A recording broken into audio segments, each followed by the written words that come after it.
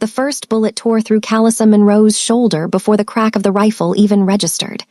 The second followed a heartbeat later, shredding the strap of her yellow delivery backpack and burying itself in her side. The third shattered her rib, the fourth ripped through her thigh. The fifth grazed her temple, sending her vision into a white-hot kaleidoscope of agony and asphalt. But none of that mattered. All that mattered was the 10-year-old girl pressed beneath her athletic frame, trembling but breathing, alive because Callissa had thrown herself between Yunei and a hail of lead. The peaceful school sidewalk had transformed into a tactical kill zone in less than 20 seconds. Black smoke from a detonated vehicle hissed across the pavement, while shattered glass from nearby shopfronts glittered like deadly diamonds in the afternoon sun.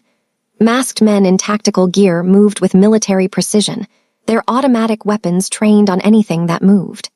Park Dong-hyeon's security detail was scrambling, caught completely off guard by the brutality of the street ambush. Callissa had seen the danger 60 seconds before it arrived. She'd been locking her bike mid-shift when something in her gut twisted with a recognition she hadn't felt in years. A familiar dread from a past spent navigating the violent edges of the city. The black sedan idling too long at the corner, the construction workers who hadn't touched a tool all morning, the calculated silence that usually preceded a storm. See the danger before it sees you, her father's voice echoed in her fading consciousness. It's the only way people like us survive. She had survived the streets. She had survived a life of being invisible, a black delivery girl weaving through a world that looked through her rather than at her. But survival had taught her to recognize the signature of violence, and when the first window exploded inward, her body had moved on pure, sacrificial instinct. Yunei was sobbing against her chest, her pink school cardigan soaked in Callissa's blood. The pain was distant now, replaced by the strange, floating sensation of shock and organ damage. Across the smoke-filled chaos, Park Dong-hyeon, the winter dragon, fought like a demon unleashed. He'd only seen Callissa once before, a week ago, when she dropped off a package and he hadn't even looked at her face.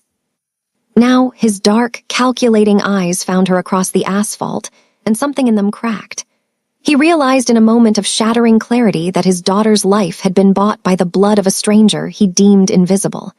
He moved with terrifying speed, clearing the remaining attackers before sliding across the blood-slicked pavement to her side. No, stay with me, his voice broke, a sound the head of the city's most lethal syndicate had likely never made. His hands were on her face, frantic, trying to find where the warm rivulets of blood were coming from. Stay awake, Callissa, stay awake. He had remembered her name. Through the darkness closing in, Callissa felt a strange bloom of warmth that had nothing to do with the 5 bullets in her body. Hello, family. Before we continue, I would like to know where you are watching from. Drop it in the comments and also subscribe to this channel. Now let's go back into the story. The antiseptic smell of Seoul National University Hospital was thick enough to taste, a sharp contrast to the metallic scent of blood that still clung to Park Dong-hyeon's skin. He stood in the sterile light of the intensive care unit, his ruined silk shirt discarded for a fresh black suit that felt like a burial shroud.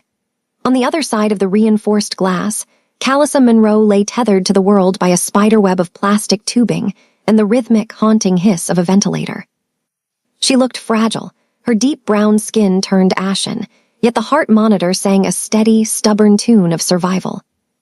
She's a witness now, Jun, Dong-hyeon said, his voice a low, dangerous vibration that made the surrounding air feel heavy. The moment she is vulnerable, they will come for her to tie up the loose ends. Jun, his right-hand man, shifted uncomfortably in the shadows of the hallway. We can provide security, sir. Guards at every exit. We can turn this hospital into a fortress. It isn't enough, Dong-hyeon countered, his eyes fixed on the bandages wrapping Callissa's head, 5 bullets meant for his 10-year-old daughter. In our world, guards can be bought, security can be bypassed, but family is an absolute. It is the only thing that creates a blood debt they cannot ignore. He turned to the waiting lawyer, a man whose disheveled appearance betrayed the 4:30 a.m. summons. The emergency marriage documents, are they ready? The lawyer, Attorney Lee, swallowed hard, his hands trembling as he adjusted his glasses. Sir, under the emergency legal provisions for high-risk witnesses, we can perform the ceremony. Given the imminent threat to her life and her lack of local kin, your status as her legal protector allows for a binding union. But she is unconscious, Mr. Park. That is what power is for, Lee. To do what others say cannot be done, Dong Hyun replied, his tone as cold and final as a closing casket. They entered the room with the quiet precision of a tactical team. The only guests were the humming machines and a judge who looked like he'd rather be anywhere else on Earth. Dong Hyun stepped to the side of the bed and took Callus's left hand. Her fingers were cool, her palm calloused from the handlebars of a delivery bike and the grit of a life spent working for every cent, hands that had caught his daughter when the world exploded. He slid a platinum band onto her finger, a simple, heavy thing that felt like a shackle and a shield all at once. The judge began the recitation, his voice a frantic whisper against the backdrop of the city's early morning ambulance sirens. When the moment came for Callus's response, Dong Hyun did not hesitate. He took her limp thumb, pressed it against a dark ink pad, and then firmly onto the signature line of the marriage certificate. By the power of the Republic of Korea, I pronounce you husband and wife, the judge stammered. Dong Hyun leaned down, his face inches from hers. He didn't kiss her lips. He pressed a solemn, lingering vow against her forehead. You're safe now, he whispered, the words intended only for her subconscious. I've given you my name, my resources, and my war. No one touches a park and lives. He stood up, his height filling the small room with a sudden, suffocating authority. Jun, file the papers with the ministry immediately. Triple the guards. If a single person without park clearance enters this floor, kill them. He looked back at the woman who had traded her blood for his daughter's life. She was no longer a stranger, no longer the help, and no longer invisible. She was the new queen of the Kang Syndicate, and the world was about to find out exactly how much that cost. The darkness didn't lift all at once. It peeled away in agonizing layers of white-hot pain and the rhythmic, clinical hiss of a ventilator. When Callissa finally forced her eyes open, the world was a blur of cream-colored silk and polished mahogany. This wasn't the sterile, cramped ward of a public hospital. She was lying in a bed that felt like a cloud, draped in linens that cost more than her delivery bike, but the heavy weight in her chest and the fire in her thigh reminded her of the sidewalk, the shattered glass, and the 5 bullets that had hunted her down. Her hand twitched, hitting something cold and metallic. She looked down, her vision clearing just enough to see a heavy platinum band encircling her ring finger. Panic, sharp and cold, surged through her, spiking her heart rate until the monitors beside her began to wail in protest. Easy, Zara, a voice rumbled from the shadows. You're safe. Park Dong-hyun stepped into the light. He had discarded the blood-soaked suit from the street, appearing now in a crisp charcoal blazer that made him look less like a demon and more like the king of a corporate empire. Where is the girl? Where is Yunei? Callus's voice was a shredded whisper, her throat feeling as though she had swallowed glass. She is safe. Because of you, he said, his dark eyes tracking the frantic movement of her pupils. He leaned forward, his presence filling the room until the air felt thin. But you need to look at your hand, Callissa, and you need to listen. What is this? She rasped, lifting her hand with trembling effort to show him the ring. What did you do while I was out? I made you a park, he said, his voice flat and devoid of apology. We were married 3 days ago. It was the only way to move you into this wing, the only way to grant you the full protection of my name. The outrage hit her before the pain could. You married me, without my consent. You took my life while I was unconscious. She tried to sit up, her muscles screaming in rebellion as her survival instincts, forged in the violent neighborhoods of her past, flared into a desperate, trapped heat. I am not your property. I am a delivery girl from the streets, not a pawn for your MAFIA games. In my world, there is no such thing as a delivery girl anymore, Dong-hyun countered, his jaw set in a line of iron. There are only family members and targets. By saving my daughter, you became a target to whoever ordered that hit. You are the only person who saw their faces. Without this ring, you are a witness to be disposed of. With it, you are an empress. I don't want to be an empress, she spat, though the effort made her dizzy. I want my life back. Your life ended the moment you took those bullets, he said, stepping closer until he was looming over the bed. He reached out, his fingers stopping just short of her face. And if you think I'm being dramatic, look at the monitor on the wall. He gestured to a small security screen. In the hallway, 3 men dressed as orderlies were moving with a precision that had nothing to do with medicine. They were checking doors, their hands hidden in the pockets of their white coats where the unmistakable silhouettes of silenced pistols rested. They've been trying to find this suite for 24 hours, Dong Hyun whispered, his eyes never leaving the screen. They don't care about your pride, Kalisa. They only care that you're breathing. My men are waiting at the end of that hall to end them, but they are only there because you are Mrs. Park. Kalisa watched the screen, her breath hitching as the reality of her gilded cage settled in. The silk sheets no longer felt like a luxury, they felt like a shroud. She looked at the man who had bought her life with a ring and realized she had traded the dangers of the street for the lethal complexities of a palace. So, she whispered, her gaze meeting his with a defiance that hadn't quite died. What happens when the orderlies are gone? Then, he said, a ghost of a predatory smile touching his lips, we find out who sent them. The heavy silence of the luxury suite was broken by the soft click of the door and a small, hesitant shadow that darted across the mahogany floor. Yunei didn't wait for permission. She scrambled onto the edge of the cloud-like bed, her small hands clutching the hem of Kalisa's silk covers as if they were a lifeline. The 10-year-old was still wearing her pink school cardigan, now clean of the blood, but wrinkled from days of refusing to leave the hospital wing. Daddy said I had to go home to sleep, Yunei whispered, her large, glassy eyes fixed on Kalisa's bandaged face with a desperate kind of hope. But if I go, you might disappear again, like my real mom. Kalisa felt a sharp pang in her chest that had nothing to do with the bullet wounds. She looked at the child she had bled for, the stake in a game she hadn't known she was playing, and saw the same raw vulnerability she used to see in her own reflection back in the neighborhoods where children learned to duck before they learned to read.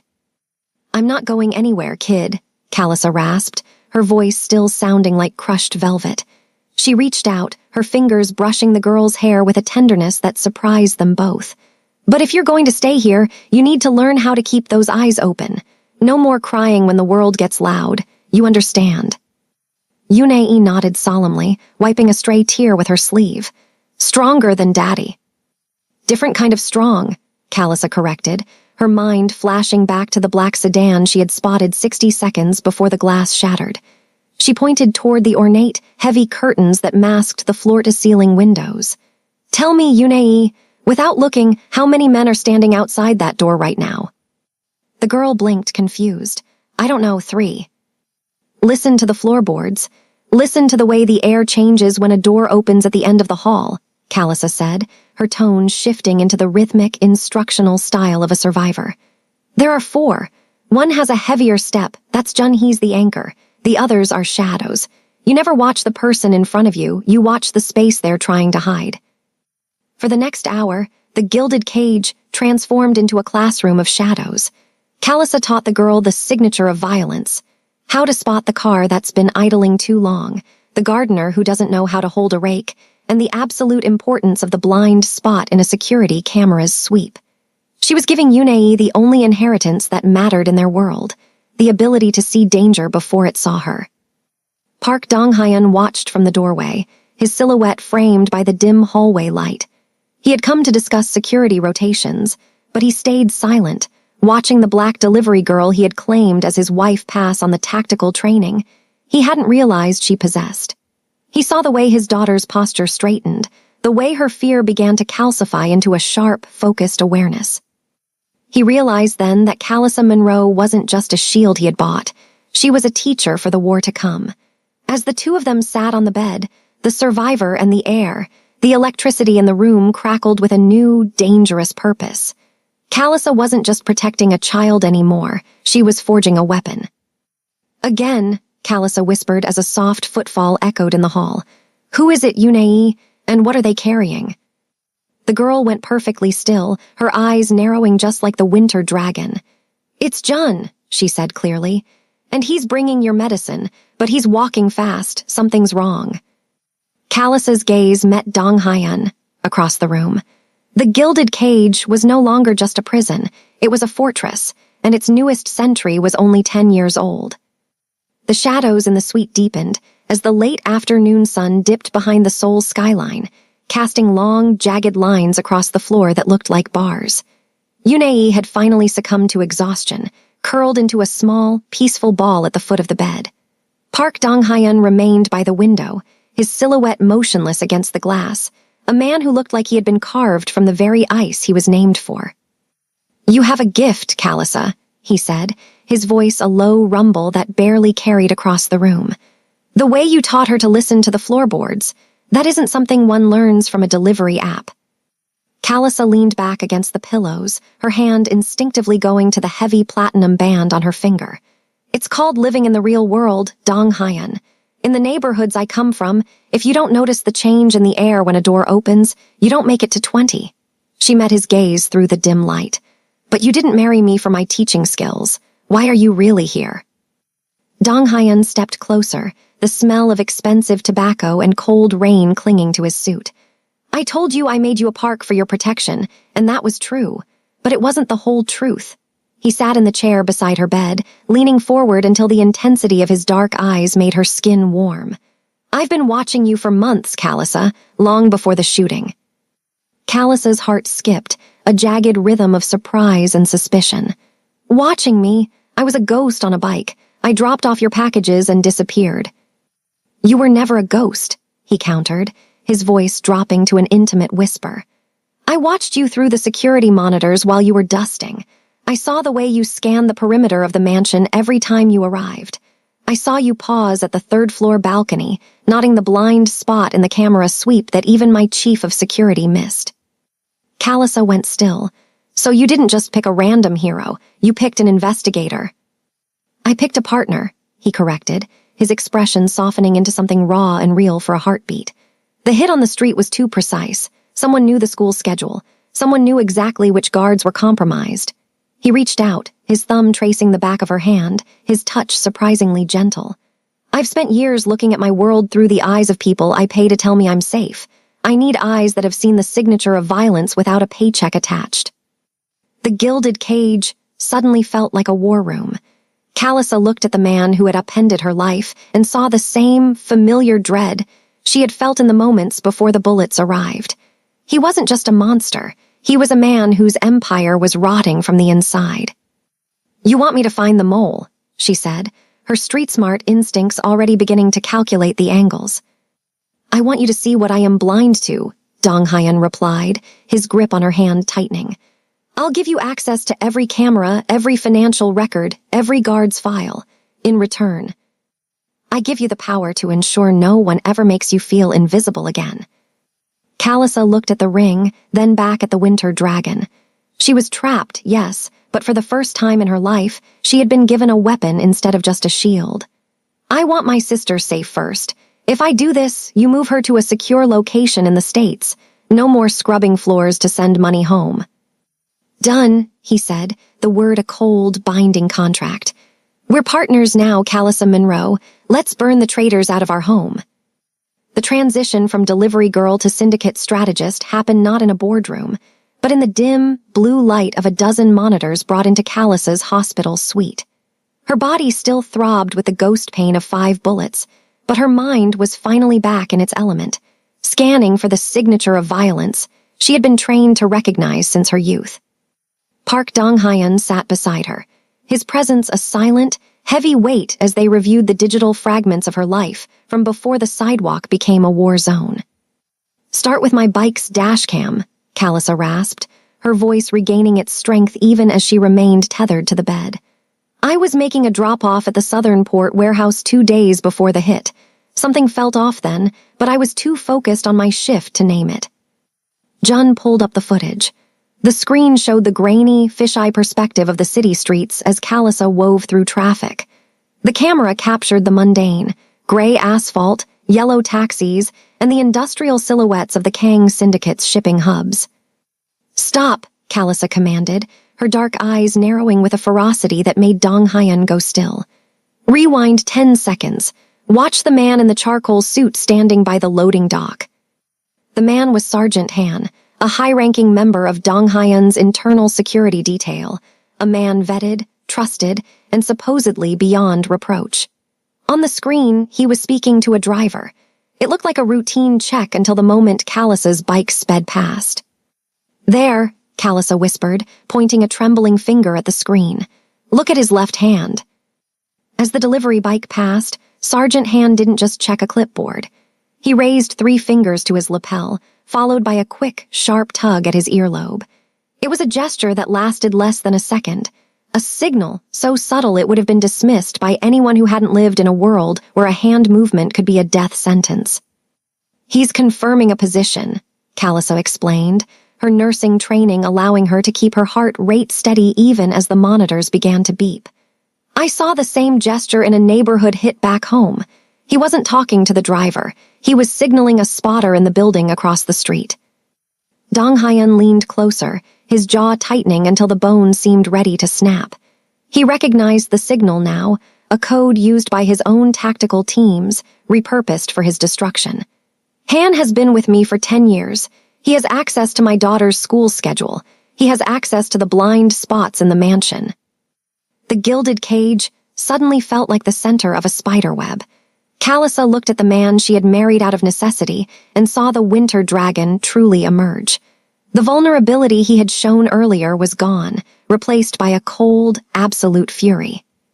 "You were right, Dong Hyun," she said, her gaze returning to the monitor. "You were blind to him because you saw a brother. I only saw a man who didn't want to be seen." Dong Hyun stood, his hand lingering on Callisa's arm for a moment, a gesture of genuine partnership that transcended the platinum ring on her finger. "Jun, bring Han in, quietly. I want to know who is holding the leash of a man I thought was loyal." As Jun moved to obey, Callisa felt the first real shift in her new reality. She wasn't just surviving the Mafia, she was dismantling it from within.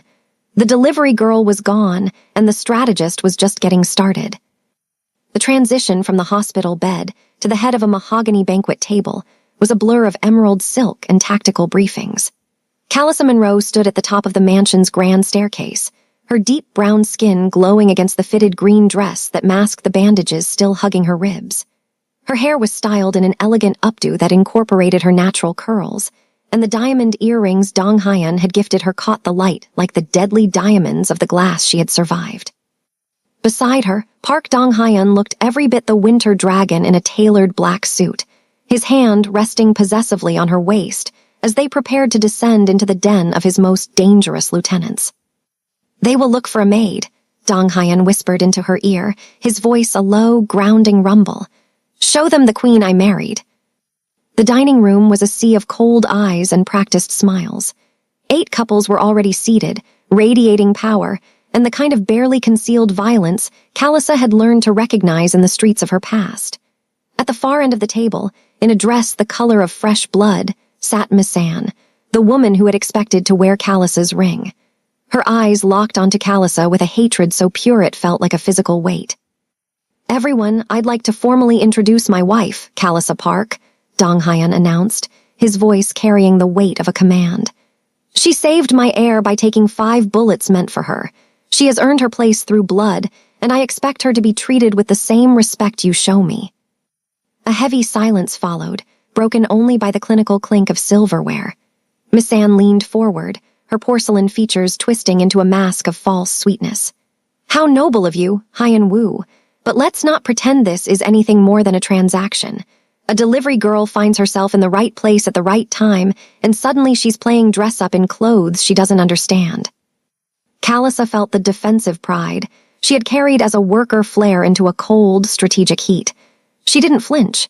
Instead, she leaned forward, her dark eyes pinning Miss Anne in place with the same situational awareness that had saved Yunei. "You're right, Miss Anne. I am an outsider," Callisa said, her voice calm and cutting. "Which means I see the patterns you're too blind to notice. While you were busy positioning yourself for a proposal that was never coming, I was noticing the signature of violence in your own father's territory." The table went dead silent. The men shifted, their eyes darting to Chairman Beck, Miss Anne's father, whose smile had instantly vanished.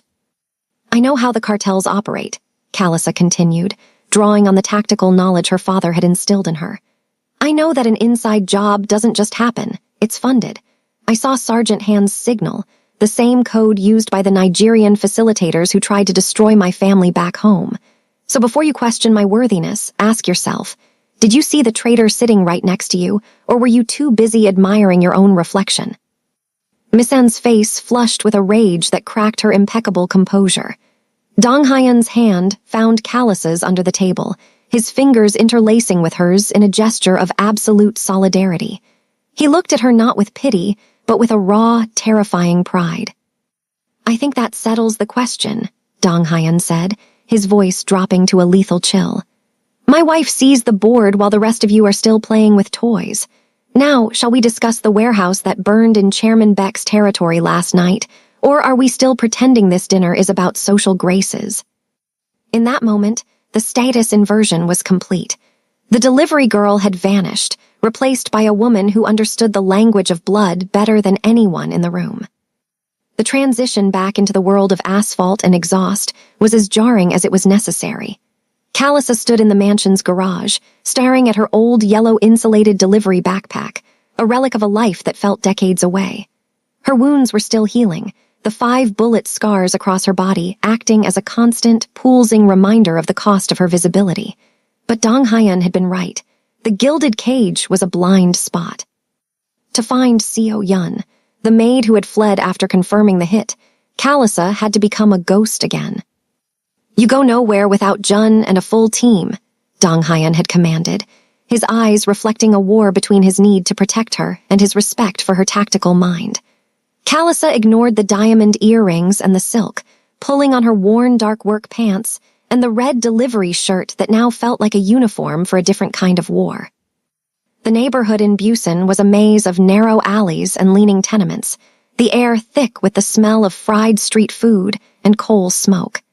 Callissa moved with the practiced ease of a woman who had spent months in invisible servitude.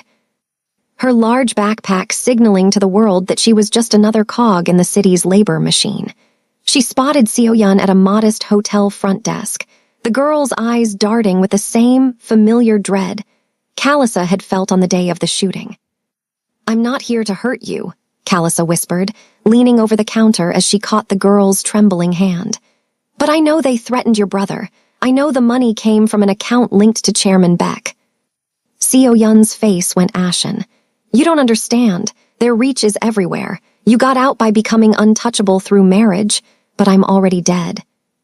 Before Callissa could offer the winter dragon's protection, the hotel's glass doors exploded inward in a spray of deadly diamonds.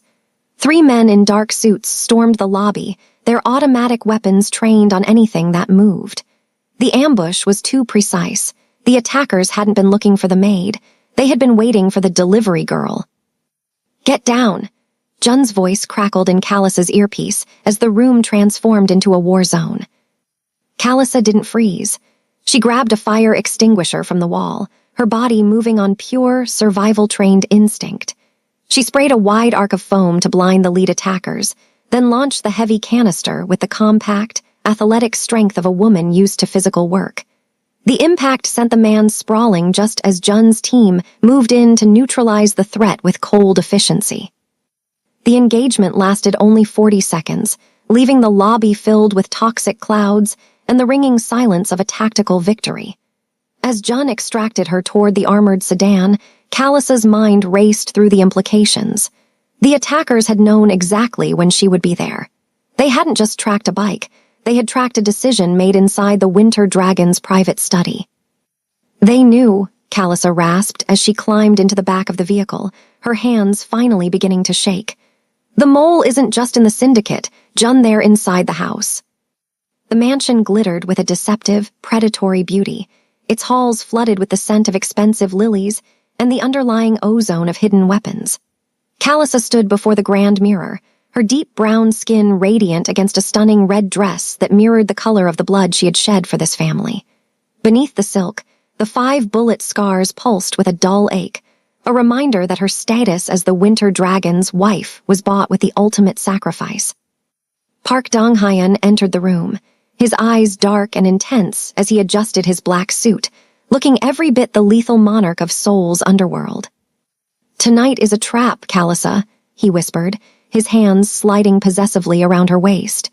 "They think we are distracted by personal happiness, but we are hunting them in the light." They descended the stairs as a united front, greeting the Council of Wolves with practiced grace.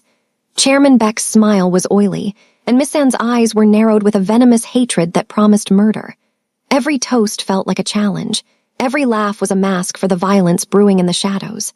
At exactly 9 o'clock, Dong Hyun raised his glass, his voice turning to steel as he addressed the room. "I have honored my debt to the woman who saved my heir," he announced, his eyes locking onto Chairman Beck. "But tonight is about purging the rot that tried to destroy my home." Before the traitors could react, the air was shattered by the sound of breaching charges at the perimeter. The ballroom erupted into chaos as Chairman Beck's hidden assault teams revealed themselves. But Callisa didn't freeze. On Dong Hyun's signal, she grabbed Yoon-ae, moving with the military-grade situational awareness she had honed on the streets. As gunfire shredded the expensive tapestries, Callisa became the shield once more, leading the child and the elderly Mrs. Choi through a secret passage toward the armored safe room. In the ballroom, Dong Hyun fought like a demon unleashed, his loyalists springing the countertrap he and Callisa had meticulously planned. He moved with terrifying speed, clearing the traitors with cold, surgical efficiency. The dragon's revenge was absolute. When the smoke finally cleared across the blood-slicked marble, Chairman Beck lay dead, and Miss Anne was dragged away in custody, her porcelain mask finally shattered by the weight of her own betrayal. 3 hours later, Dong Hyun stood in the foyer, his suit ruined and his hands shaking as he saw Callisa and Yoon-ae emerge from the safe room. He caught them in his arms, his expression transforming into something human, something that belonged to a father and a husband rather than a crime lord. In the wreckage of their home, Callisa realized the gilded cage had dissolved. They weren't just partners in an investigation anymore. They were a family forged in sacrifice and blood, ready to build a future on the ashes of the syndicate. The aftermath of the syndicate purge left the Park mansion in a clinical, eerie silence, as if the very architecture was exhaling after months of violence. The Winter Dragon had systematically dismantled the remnants of Chairman Beck's influence, ensuring that no shadow remained to threaten his family. When the sun finally rose over the Seoul skyline, painting the floor-to-ceiling windows in shades of bruised purple and gold, Callisa Monroe stood on the balcony, her athletic frame relaxed for the first time since the first bullet tore through her life.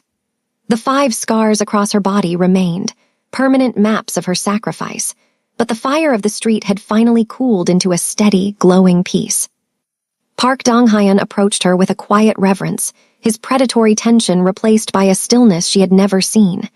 He didn't come to her as a boss or a protector, but as a man who had finally found his anchor. He stood beside her, their shoulders nearly touching, watching the city wake up below them, the same city where Callisa had once been a ghost on a bike, invisible and disposable. "The danger is gone, Callisa," he said, his voice a low rumble that vibrated with absolute certainty. "But I realize that protecting you within these walls isn't enough. You were a warrior for my daughter because the world failed to protect you." He led her back into the study, where a single velvet-covered plaque sat on his mahogany desk.